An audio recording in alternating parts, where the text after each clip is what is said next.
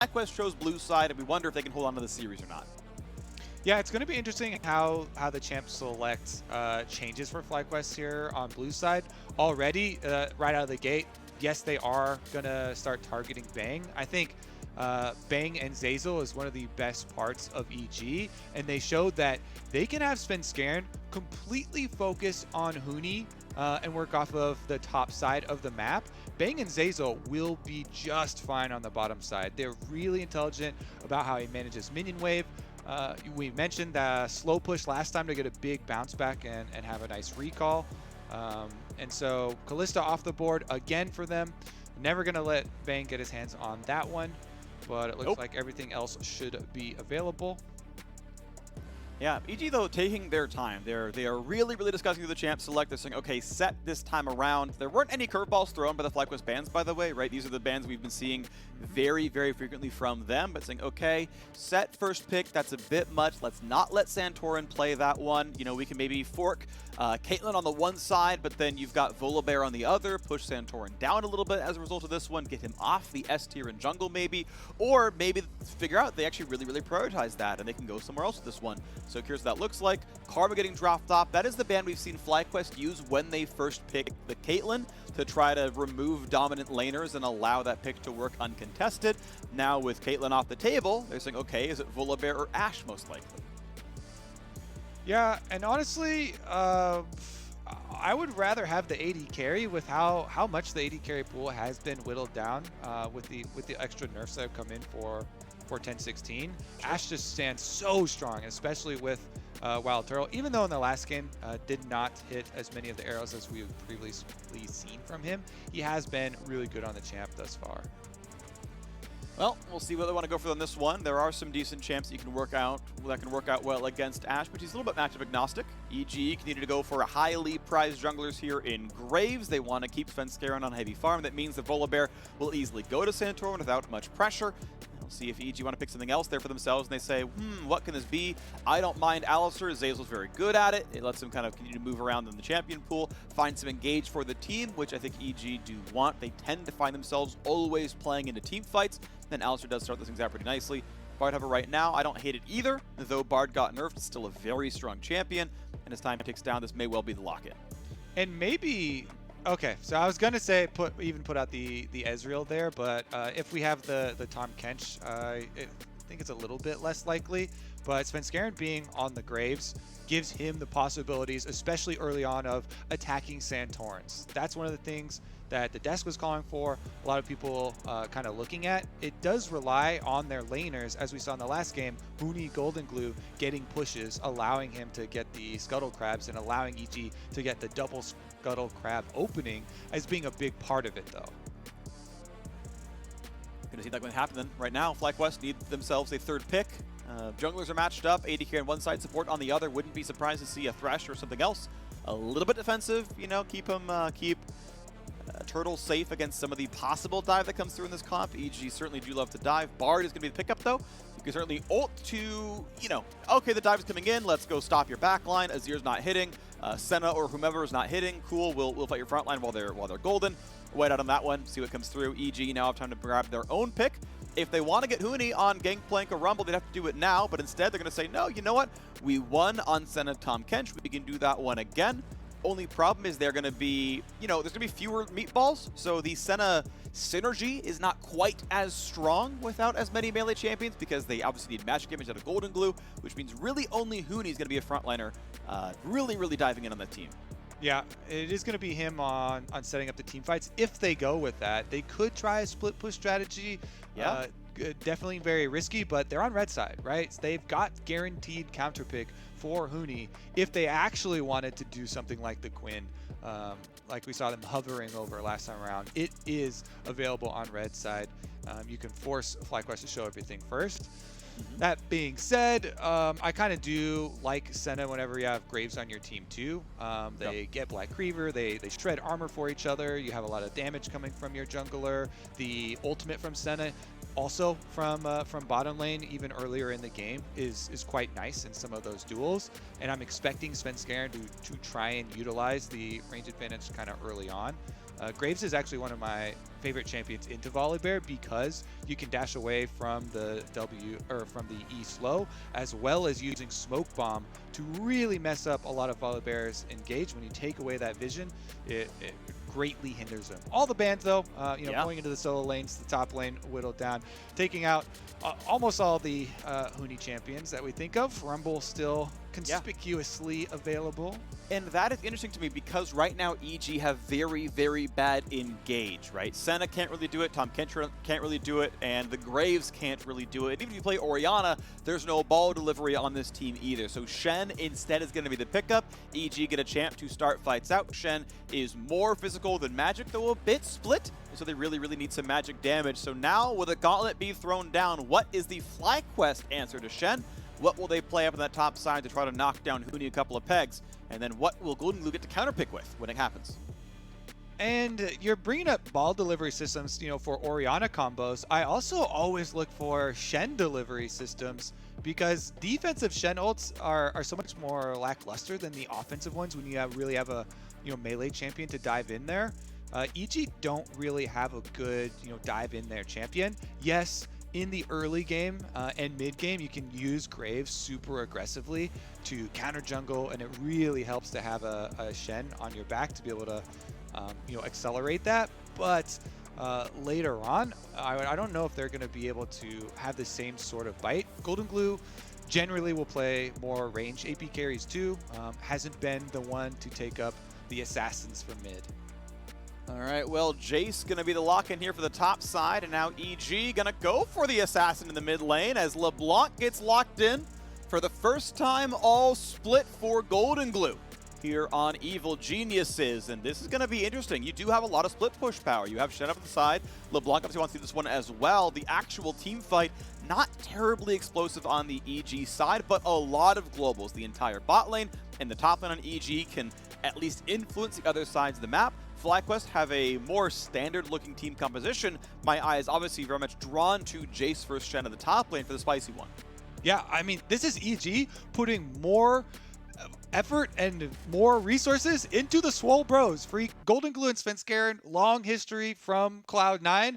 This is going to be them trying to play super offensively because both of the side lanes are more supportive. You have Senna ultimates that can come through to help you out with those 2v2s. Shen stand united. Shen and LeBlanc is one of the most devastating, solo lane combinations. And it turns your mid lane into a very scary area for the Orianna because LeBlanc gets those initiations, gets those, good Shen spots so easily with the multiple distortions that she can pull off. So this is an interesting look for EG. People thought when you're subbing in Golden Glue and Kumo, you're taking the aggressiveness of your team out of the mid lane. Now they're putting it back in with Champion Select.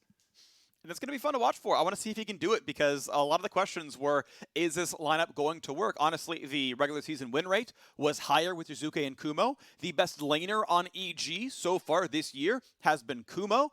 You look at the player of the game standings for Evil Geniuses. The leader in player of the games is Jizuke over there, who got subbed out 10 games in. Like, there is a lot that can tell you that EG maybe was better with the other lineup, but after 10 games, they brought this group in. They stuck with it through playoffs despite the 0-2 start. They said, no, it is still these guys. This is our lineup. These are the players we believe in, and we'll see if they can do it here in Game 4 because they did it in Game 3. All right. Yep. Again, every single game is a must-win game for EG. The pressure doesn't let up until they're done with the reverse sweep. You have to complete the entire thing. Pushing it to a Game 5 here would be big for them because, this is double elimination, but dropping down to the lower bracket is already pretty scary, as we've seen at the end of the split, a lot of the lower teams having a lot better showings and bigger improvements. I mean, we've already seen the upsets already. TSM, the higher-seeded team, was, I think, 3 wins above Golden Guardians in the regular season, and Golden Guardians 3-0'd them. EG are not 3 wins above 100 Thieves, and if they can't win both next games, are going to face them next up right here. And yes, that is scary. There is no, qualifier gauntlet at the end of summer. It's a new look here in the LCS. Spring split playoffs do not impact Worlds positioning. It is only how summer split playoffs go. If you do not make top 3, you are not going to Worlds. Your season is over. Goodbye. You tried your very best. And EG, yeah, if they lose this series, they lose 100 Thieves, they finish 7th, 8th, goodbye, they are done. That's kind of what's in front of them if they can't turn things around. I like this draft. I think this comp can totally work. I think this can be very good for them, but the question is, can they make it work at the end of the day? It's going to be fun to watch for. Golden Glue has had some carry games. He's had some solid performances. Now on LeBlanc, it's a lot on him.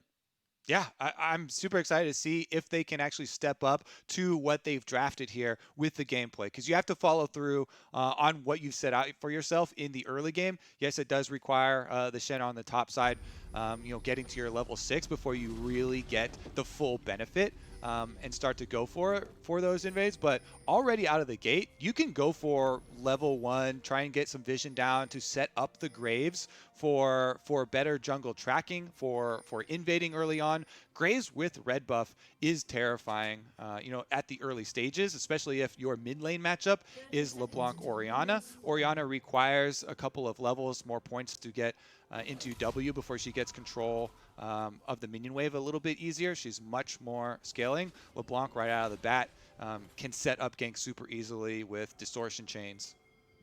An easy defensive warding here by Svenskeren. Start the recall at about 45, start your trinket at 50, switch out to sweeper, off you go.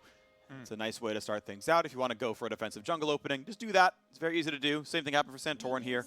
But something that everyone should strive to do in your own solo queue game. Not going for the hard invade. Get the wards down.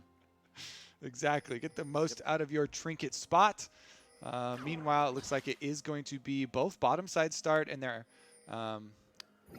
I thought they were actually going to add some extra damage to the Graves clear, but they're just going to start in lane a little bit delayed. The reason they're doing this, they don't want to give away the opening for Svenskeren, because again, Graves, if you start red, you can go for a lot of possibilities, and it kind of makes the other jungler keep that in their mind, play a little bit more defensively. Svenskeren right now taking basically 0 damage. He fights the blue buff, can heal up against it, no big problem. But Volibear is a camp ahead right now, got the really heavy leash, feeling really good about going red to Raptors and knocking that whole thing out. Mid laners trade back and forth as PoE and Golden Glue both could electrocute off. You see Power People going for a trading pattern rune, right? Matching electrocute so that when a fight comes through, he can hit him back with Q auto W, stay alive, and keep the health bars flowing pretty reasonably. Phase rush often done when there is CC in the gank pattern, and to run away from things like Graves. In this case, PoE really wanted to be able to deal enough damage to fight back in the 1v1. So that's going to go just fine for now. Early bot lane pressure looks like level 2 is going to be at almost the exact same time, but the extra caster minion means EG can get it first, except for that volley. Not going to matter at the end of the day. They're just kind of waiting around. Health packs from Ignar stacking up. I like the nice little Q2 from Banks, seeing the angle there. Right through Zeyzal, gets a little tag.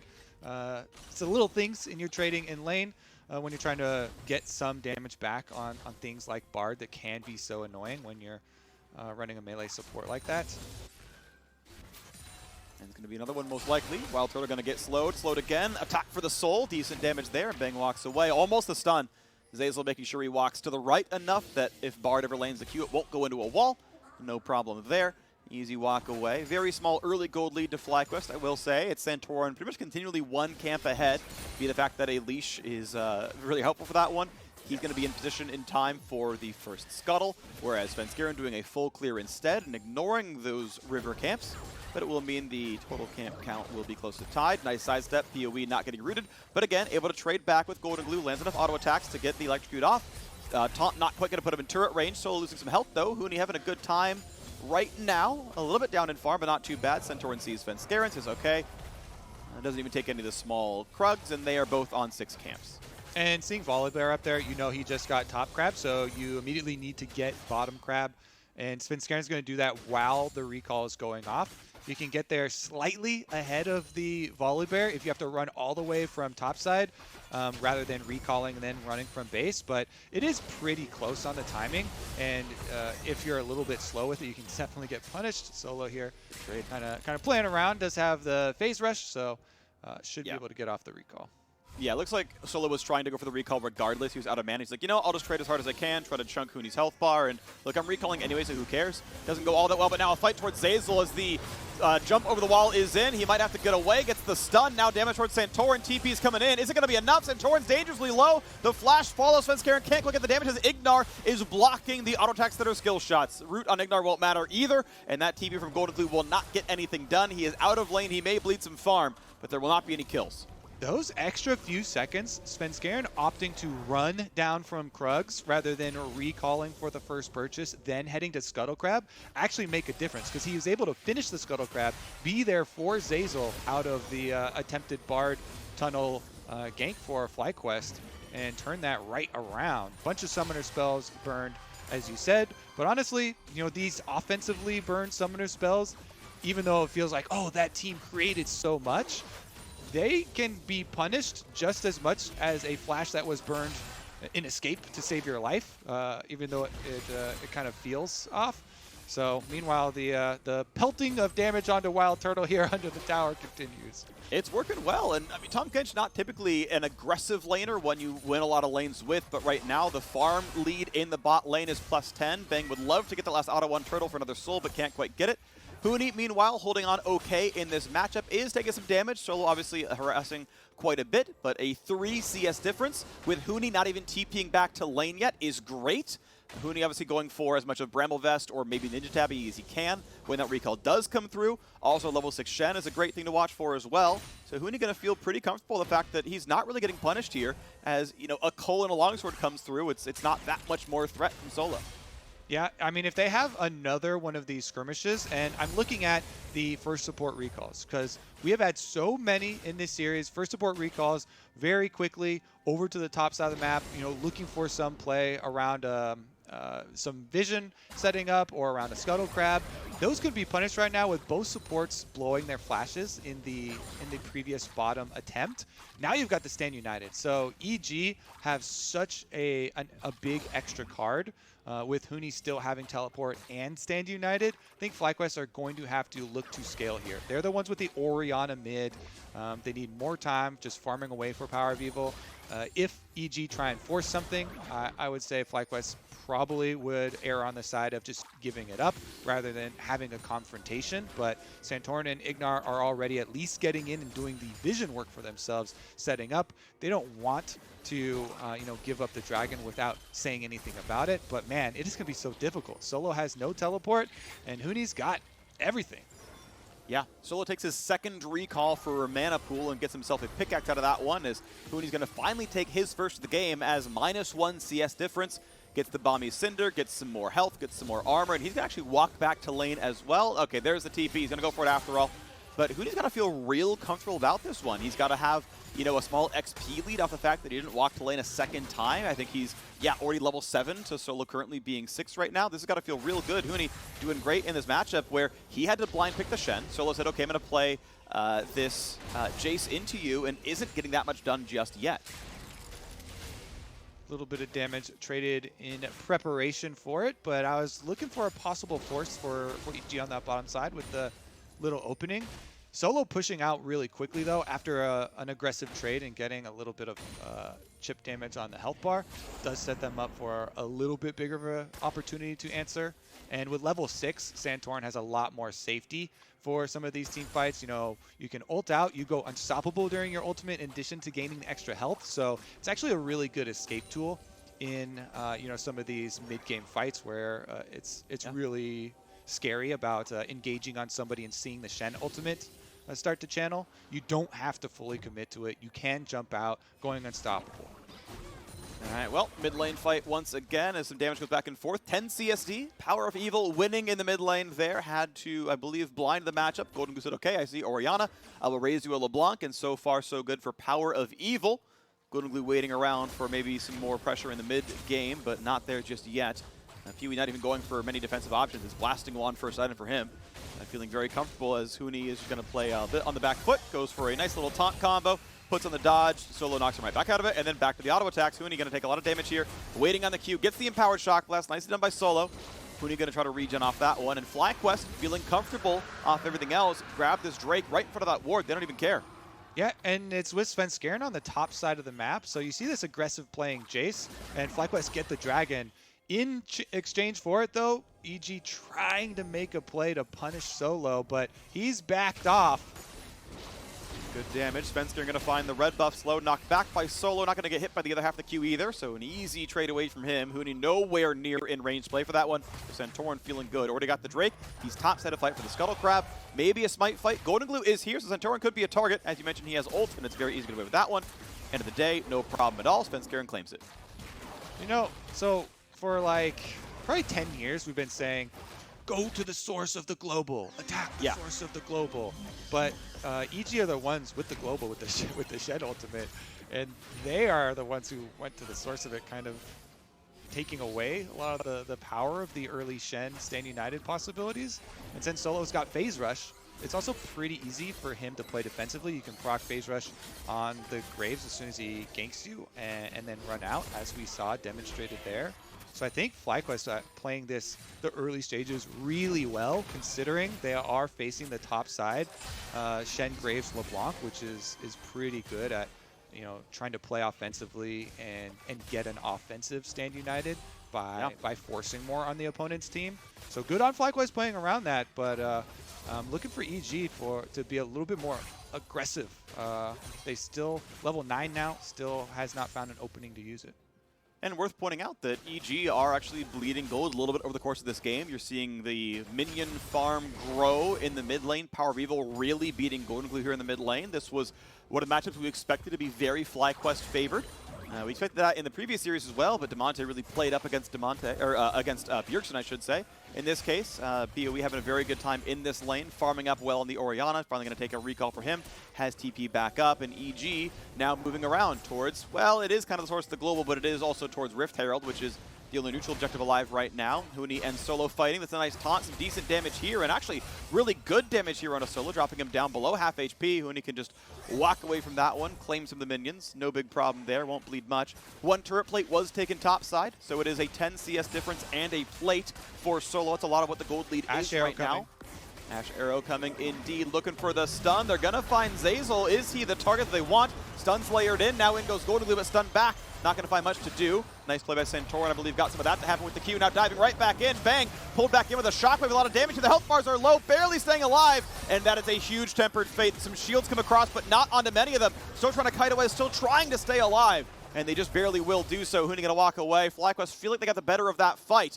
But Svenskeren claimed the Rift Herald and no one died, so feels EG favored. Yeah, FlyQuest will have a little bit of time to push out minion waves, but honestly, I think EG really happy with getting away with that Rift Herald. They teleport Golden Glue down to the bottom side, so they actually don't lose those minions out. And most of the FlyQuest chase down there doesn't get them anything. EG, pretty happy, actually, with the way that one went. I was teetering between, okay, FlyQuest should probably just make the call to keep Turtle down bottom side and, you know, get some turret plates by hand. The Ashe was almost up at the tower already by himself, and then, you know, the rest of the team kind of pokes around the Rift Herald, maybe delay them a bit. Turtle, at the worst, would get one turret plate. Sometimes you can even get two in that timing. But since he shot Arrow and actually walked all the way up to that fight, they didn't get anything back for that attempt by EG. They did blow some flashes and landed some nice AoE damage, but no follow-up means no money. And Turtle just attacks the Krugs and realizes it's going to be pretty slow going. Might get the small one before it resets. Nope, not going to get much done. He's going to lifesteal to full, whatever, no big deal. Blue going to be handed off to Golden Glue, and you can see the duo lanes have gone back to their respective lanes. Bang has not been sent back to the mid lane just yet. They haven't sent the duo there, not at least till turret plates drop, maybe. They're not getting plates bot lane regardless. But Golden will be back in the mid lane to face off against Power of Evil, so no big moves just yet around the map. We got to see the Herald summon soon, though, and it should be into the mid lane as turret plates are going to fall. And indeed, there is the Herald summon. This time around, EG may haven't actually crashed into the turret. The minions are dead, Freak! The minions are dead! Power of Evil Shelly's can try clear to to go! It's not going to matter. She's 320 gold goes to Svenskeren. If the Herald charges, that range is global. He is a rich man.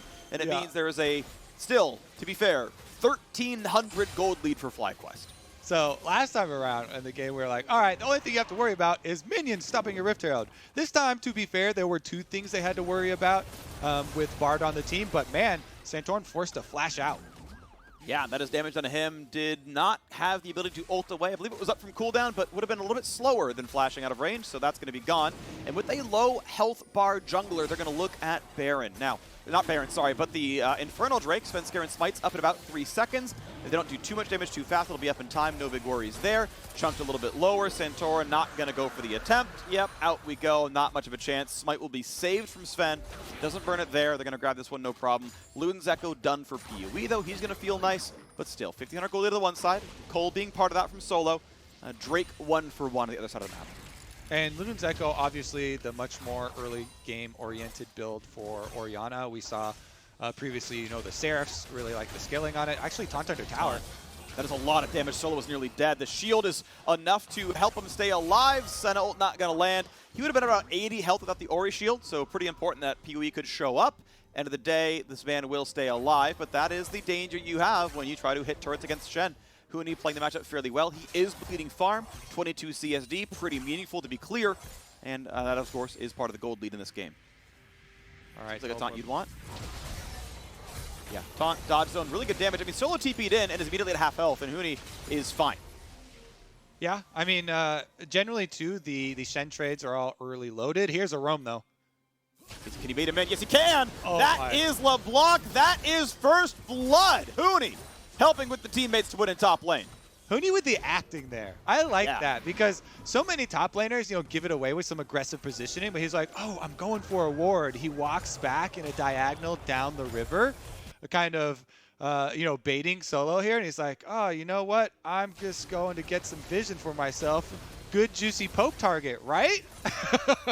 Yep. Wrong. They've got friends in the brush, Graves and LeBlanc. All right, it doesn't do enough to tie the game up, though. Evil Genius is still down about 500 gold right now, as the farm leads are pretty big. 30 CS in the mid lane. Power of Evil. Every time I look back, it's a new digit in the 10th place here. Let's see if EG can keep going, though. It's not too bad. You've got the pretty standard build for Svenskeren going into Umbral Glaive second. It makes him pretty much 2-hit wards, or 2-hit control wards, 1-hit the regular ones, which is nice, because Graves can't get 4 auto attacks off very easily. No, Golden Glue going to fight over ward control, and now they are bringing in Shen. They are going back for Solo. Now the man has flash, but he's rooted in place, which makes the taunt easy, which makes the kill come through, and they are targeting the side lane, and it is working for EG. That is the LeBlanc-Shen combination that we were talking about, how scary it is. LeBlanc ganks for Shen, Shen then ganks for LeBlanc. Boom, another kill for them. Top side, though, does get taken down by Wild Turtle. FlyQuest will get a turret for themselves. That was also first turret bonus. Extra 150 gold. Not too shabby for him. Yeah, and it means the gold lead remains with FlyQuest because they've got an ahead 80 carry. With the 2 kills, I think mid is actually pretty close, which is important to look at.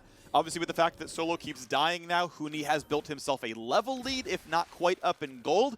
But that means EG have kind of built some of the components they need to make this game feel better.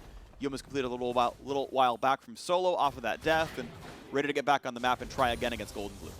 Yeah, they're also building the map layout they want. You know, map setup for EG, when you can get the side lane towers down, that's where you really start to feel the burn of LeBlanc and Shen split push and trying to make more of those repeat plays, those assassinations. So Golden Glue does get bottom tower eventually traded for that top tower from FlyQuest, but FlyQuest just burned through Rift Herald number 2, acquired in the hands of Santorin for their response.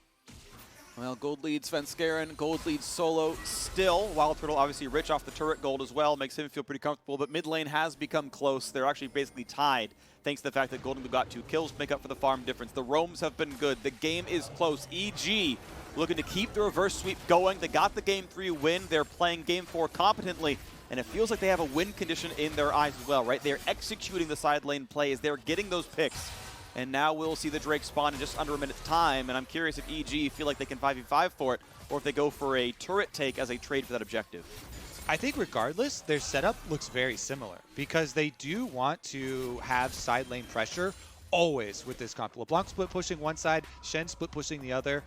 You want to have those side waves pushing and getting attention from your opponents to draw them away from their setup, and then you get to collapse and look for your pincer attack, basically. This time around, FlyQuest, their 5-on-5 isn't as stable since they've got the top lane Jace, and they do rely on some poke landing. You know, Bard ultimate looking for picks, Ash arrows looking for picks and stuff like that. So you have to be really worried about your vision and your setup, but there are a lot of ways in for Evil Genius's flanks. If they can get the side wave pressure working for them, then they get, you know, minion wave advantages, they get small objective advantages before looking for those collapses.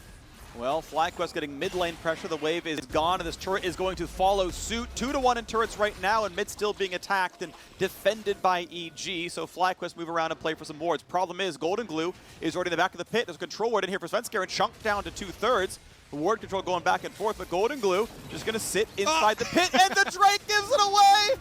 Oh, Grayson, I'm so sorry. Now he's got a Shen. Now they're going for the play. He goes in for the fight, and they're going to find themselves a taunt and a kill, and Solo is 0-3. Golden Glue's on the run. Jukes away from Volibear. He's alive. You've never caught the man in your life.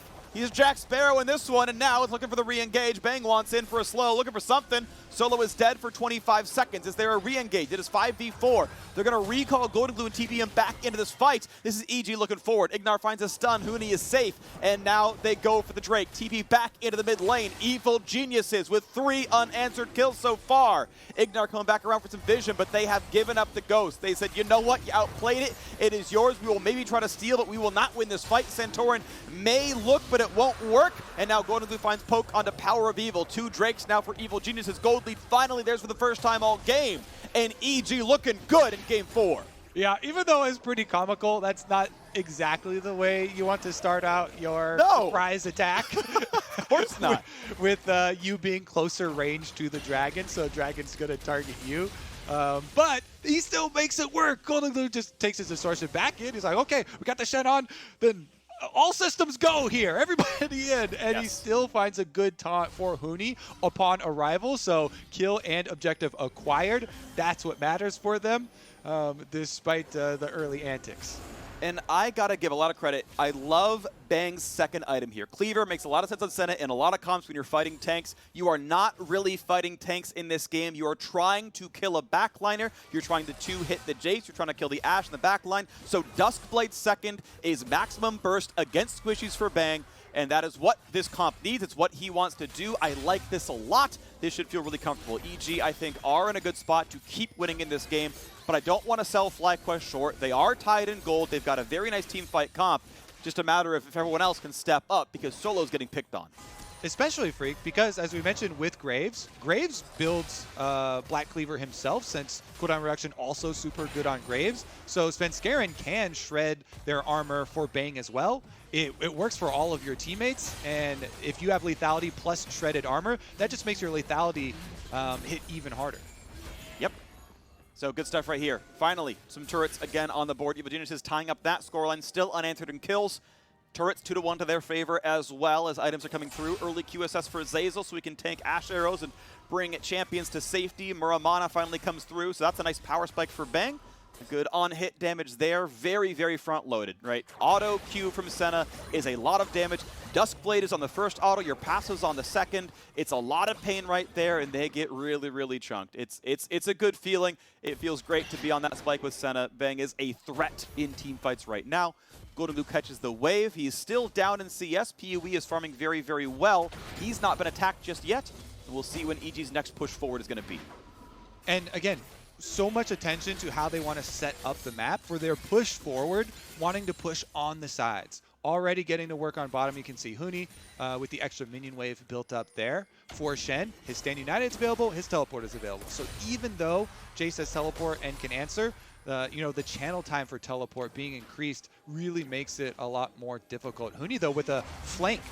He's going to find a ton. He's going to find a lot of damage. Here comes Senna. Oh, he flashes, so he can't get auto just yet. Ult comes down, but here is Golden Glue. Looks for the chain. Can't find it just yet. There's a root coming in. Q. Auto. A lot of health bar gone, but Ignar finally drops. It costs the ulti, though. Now Huni's in the front line. Dodge zone is up, but he's running out of health because there's mages hitting him. A Senna shield is not going to be enough, and Turtle claims the kill onto Huni. A nice trade, a nice answer. Support for top lane is a fight that FlyQuest will take. Golden Glue gets a chain, gets some damage on a solo, but not enough to kill. A red buff steal comes through. Out they go. EG, though, really don't come away with a team fight win, only a red buff steal. Yeah, it was a really nice flank from Huni to get up behind Ignar, but then got a little bit hyphy with the overchase with the flash into the brush, where you're flashing not only to get the pick for your team, but you're flashing into DPS range of all the carries of FlyQuest. And EG had a hard time following up on that with their DPS. So FlyQuest, good job getting the turnaround kill even after well set up flank here from Huni. He's there upon arrival for Ignar, waiting with open arms, lands the taunt. Then Golden Glue, his chain does get juked, but Bang lands the snare from Senna, which is just what they needed. Oh, and round 2, they found him again, but he's going to portal over the wall and stay safe. Ignar is probably going to get away from this one. Yeah, Svenskeren sees that Santorin's in the way, blocking the shots, no kill coming through, but you are seeing Summoners getting forced, you're seeing damage come through, EG still playing the aggressor with a 500 gold lead. And during that time too, during the replay, during the time we see Ignar getting caught, Power Vivo jumps on the side wave. Every side wave means 30 more seconds for your team to try and go take out some of this vision in advance of the Dragon. Ocean Dragon up here, 34 seconds left on the clock. FlyQuest trying desperately to get there first. Power Vivo push 2 waves on top. Huni's trying to deal with them now, and they're fishing around for some picks. Looking for a little bit of poke, not doing too much yet to Santorin. Golden Glue is low on mana, and that is a concern. Blue buff is not here, so PoE has everything he needs. Golden Glue does not, and that's going to be kind of a risk. That is one thing to be concerned about. Paying a little bit low as well, but that mana pool is obviously very, very large. It is a Muramana champion, and now the Drake is alive. In 2 seconds, EG already have 2. They'd love to get on Soul Point, but they don't really have the map control to do it. They do have Scuttle Crab. That helps. They know they can't be snuck up on, but FlyQuest are still playing the brush. And again, the Drake gives away the positioning. They want to let FlyQuest start it. EG want to keep playing the map. They've got Shen on a tower, auto-attacking it. This is great for them. They're looking for flanks. They're looking for surgical kills. Tom Kench ult brings some of the squad around. They're going for the play. Shen over the top as well. Is it going to be enough? Here comes the engage. Nice smite comes through. That is a Drake steal. And Santorin's already out of health. Ignar is the target. TK is going to be running in with the squad. Ignar's trying to run away for his life. Just barely lives. Turtle almost dies. Santorin almost dies. Ignar almost dies. Almost a 3 for 0 for EG, but it is 3 for 1 in terms of Drakes. Yep, double flashes blown on the side of FlyQuest. Only Golden Glue blew his on the side of EG. He's just dodging away from one of the arrows. But again, the flank, the LeBlanc Shen we're talking about for the surgical kills here, flanks around, gets into the back, threatens the carries. Wild Turtle has to flash away. And man, the Dragon Smite really finding home here for Svenskeren. That is big, setting up an Ocean Soul for themselves with split push advantage and split push pressure going their way. EG also finding the objective is huge. And Solo, of course, hasn't built defenses all game long. I mean, if you start really delaying your real damage on Jace, it just kind of sucks to suck the whole time, and in most cases you'd have died anyway, but chunk to half by LeBlanc combo. Yeah, so again, the LeBlanc Shen, always going to look for your AD carry, goes into the backside, but looking at the Dragon, Volibear actually ults away from it to try and go peel for his team, so it made it pretty easy for Graves to pick it up. And then all scramble here for FlyQuest. They're happy to get everybody out alive, though. Ignar just barely with the self-heal off of the Shrine is able to limp away. And thankfully for FlyQuest, that was not the Ocean Soul because they did take away that Cloud Drake earlier. But yeah, man, the next one is going to be so big for them. And the split push is still going to be difficult to deal with. You know, Huni's going to get level 16 soon along with Golden Glue, and he's well equipped to go for this poke style play with LeBlanc. Ooh, nice ulti, buys some time. Ult's not going to kill thanks to Guardian as Solo shows up, so Ignar going to stay alive. And again, he just every single time limps away. He's going for a tankier build, right? Dead Man's Plate's coming soon. He's got a little Magic Mantle there as well, trying to keep himself survivable enough, and that's been the case. Ignar is staying alive against the Assassins, but it means he doesn't have the more defensive options to help his teammates stay alive, right? There's no Locket coming soon, no Knight's Vow, no Redemption, so that can be its own concern. Huni, really comfortable bot side. Golden Glue nearby as well. Hey, look, free turret damage. We take those. 3 turrets to 2 so far. Looking at number 4, but not quite enough just yet. They're going to kite away as reinforcements have arrived, but that turret so dangerously low means it's going to be on the chopping block soon. Yep, the solo laners that were subbed in for EG, making it work really well here. Once again, still must-win game for them. Down 2 in the series to FlyQuest. They could even it up and push it to game 5 here. during this time on the minimap, you saw Power of Evil, every chance he takes on Orianna, or he takes every chance that he gets to go push those side waves out to try and buy themselves more time when dealing with this vision. It is a little bit dangerous, but he's got flash available, his teleport is also available, and his team is now in the area, so maybe they can get a punish off on Golden Glue. No flash on the LeBlanc, but Banshees is coming up soon to block a spell. Oh, this is a 3v1. Golden Glue, he's going to burn the W. When do they come in? Here comes the play. Smites to get rid of the Banshee's Veil. Shock over the top. You are not going to live through this one, but Shen shows up anyway. Trying to cut away. He's ignited. He's going to drop down, and he's just delivered Huni into the team. But here comes the re-engage. Taunt on a 1. Damage on a turtle. He's staying alive, though, for now, and the re-engage towards Huni's going to be good enough. They're going to drop down this Shen. He's dodging as long as he can, and now a double-tempered fate means even more is coming over the top. Bang is running out of health. Zitzers will bring him back, but now here comes the re-engage. Solo is in. He finds number 1. They're going to go for the rest. Svenskaren's flashing for his life. Solo will not die, but Santorin, he's got to kite away. They got to be careful. Zeyzal burns a stopwatch. He will drop as well. It's a 4-for-0, and Baron is right there on the screen. Huge team fight for FlyQuest Freak. They send everybody at Golden Glue. No flash on LeBlanc. As soon as he uses the distortion, everybody in, and the commitment for EG to try and fight them afterwards means it is Baron. That is not just a pickoff on one of the side laners. That is everything for them. They Abyssal Voyage in, they stand united to try and bail him out, but he was dead to rights. FlyQuest are able to bite off the end of the split push here, and man, they get a bunch of rewards after it.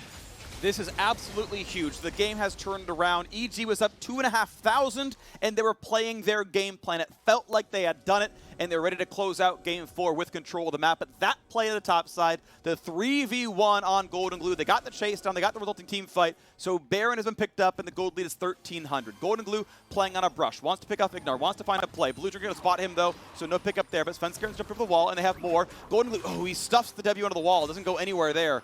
And can't find the damage. Now Baron buff on. EG would love Ocean Soul, but this game has turned. The Baron buff stats make this fight difficult to win. Huni in top lane does not have ult, only has TP. Zeyzal brings one back, but they got to be careful. Bang over the wall, he's going to stay alive. But how about the re-engage? Zeyzal burns QSS, puts on the shield, he's still going to go down. 1-for-0, ult over the top, Wild Turtle will not go down, but the team is low on health. Golden Glue's clone to the front line, they find a single kill. They get the shutdown from Huni, and now Bang wants to chase back in. The health bars are so terribly low. It's 4 of FlyQuest out of health, stuck on the wrong side of the map. And this means Ocean Soul, despite the Baron buff, EG take the fight, and they win it. Freak, this is just a seesaw of a game right now. EG, with the extra healing off that soul too, can stay on the map, can get the minion waves pushing once again. They don't even have to go for the instant reset. This is the replay of the pick. It was beautifully blown. You know, even with the Banshee's Veil there, they have all the answers. Santorin just smites it off, and they can burst him down just in time. Then kind of the stragglers of the arrival, all teleports committed. They finish off the kill onto Huni before the rest of the DPS can actually arrive. You know, Svenskaren walking up on the graves. At this point, it is lost for them, and they have to try and get people out. Svenskaren flashes down the river, but does get initially chased off, and Zeyzal is unable to kill Santorin. You see him escape with like 40 HP. All members of FlyQuest still alive. All members wearing Baron buff. Right into replay number 2. Let's just keep going with it then. Devour gets Bang out of the Ash Arrow and over the wall. So you see Solo chasing him around. He's unable to get anything done for most of this team fight. Look at that big AoE for them. They chunk him down. Turtle and Power of Evil and Ignar all just out of the fight. Graves, Senna, LeBlanc all got to ult the exact same spot on 4 or 5 people. That was a huge deal. Big credit to Zeyzal. Grabbed Bang, walked to the wall, make sure he could spit him out into safety. Solo had already burned Flash on the last team fight, so couldn't chase down Bang. And suddenly Ocean Soul means if the team fight is slow at all, they will drain tank your team. There's healing reduction on Ashe. Wild Turtle has picked up Executioners that will cut into Ocean Soul. But Evil Geniuses have felt like with that fight right there, are in the lead again. I mean, Ocean Soul just goes such a long way, especially, you know, for split pushers like LeBlanc that will sometimes have a difficult time getting health back. No problem now. Plus with the safety of the spell shield, even some of the pick tools like, oh, hey, Bard, Ultimate, and to Ash Arrow and that type of stuff. You have to get off that Banshees first before you're able to pick them off. So unless you have another perfect setup like last time where you have all members of your team in the area ready to collapse on him, it's very difficult to once again relieve some of the split push pressure. Alrighty, well, still a 300 gold lead, but the Ocean Soul isn't going away. Massive regen for EG makes their front line incredibly tanky. Zazel and Huni going to be big beneficiaries of that one. Ocean isn't, oh my gosh, Wild Turtle. Wild Turtle, he's trying to stay alive. He gets a couple of shields, but there's a taunt on the front line as well. Goodbye, you are dead. The dives just constantly show up. Huni over the top of Golden Glue with Svenskeren and Bang helping. No way for Turtle to live. His first death of the game somehow. But we'll see if they can get any more. It's a 5v4 to Siege, more chunks towards Solo. Golden Glue takes a lot of damage, but it's time for Ocean regen. It's time to get your health bar back up regardless. This kind of Siege is what Ocean Soul does so well, and that means, look at this, a couple of heals in from Senna, another chunk in towards Santor, and this turtle, this tower, I should say, is going to lose its shell. Yeah, honestly, it's crazy to watch. Now LeBlanc's combo of, distortioning in, continually looking for poke, even if you punish it, because she just dealt damage to you, does also get that regen, plus the Senna heals, and it just becomes an ongoing nightmare that you constantly have to deal with. How do you stun? How do you stop this LeBlanc? Has Banshees, has healing, stand united behind him, and your answers are trying to poke it off with maybe a volley, and then what, like a flash Volibear Q stun to try and keep her in place and burst her down? It's so difficult. These are the types of LeBlanc games where you kind of dream of. You have so many options open to you, and you can just go so hard with your offensive play. Well, it could look really good. Keep watching how EG tries to play this game out. Clearly, they have wanted to play this style, and it has worked out for them. The dynamic duo of Golden Glue and Huni have done a lot of work, and the supporting cast, no slouches either. Wave cleared away. Bang on his way to continue the scaling going on. As Svenskeren now has his own spell shield, continue to stack for a very cast-focused build, right? Second lethality item is in, really wants to be there just to press R. And that, I mean, that's what Bang and Svenskeren are doing, is they are pressing R as LeBlanc goes in. It's going to be enough damage that they finish killing whoever that backliner is. And Ignar doesn't have enough peel to keep that from happening. We've got Locket coming finally. That's the item we needed to see out of Ignar. I don't hate the Dead Man's Plate. He needed it for himself. I get it. But it meant Locket was late, and it means he couldn't help keep that team alive for longer. Maybe we want to see a Knight's Vow out of Santorin pretty soon. Maybe for Power of Evil, I'm not sure. But you almost want the backline safety in that case. And I want to widen the discussion here for a moment too, just looking at EG as they're on the precipice of forcing a Game 5. This type of comp is what you would expect with the old lineup. You know, Jizuke on LeBlanc and Kumo on Shen. You're like, oh, you know what? That makes a ton of sense. And yet they're having success with it here with the roster swap, still pulling off this split push style that really was EG at their greatest heights in the LCS.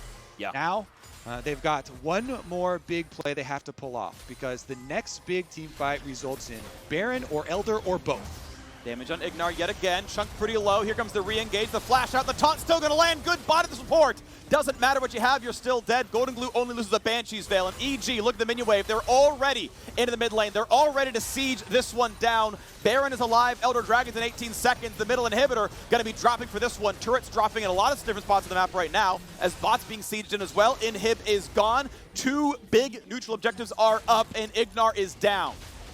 The evil geniuses strike again. LeBlanc, there's no response for it right now. Golden Glue goes in again. They get the pick. Ignar down. 12 seconds left.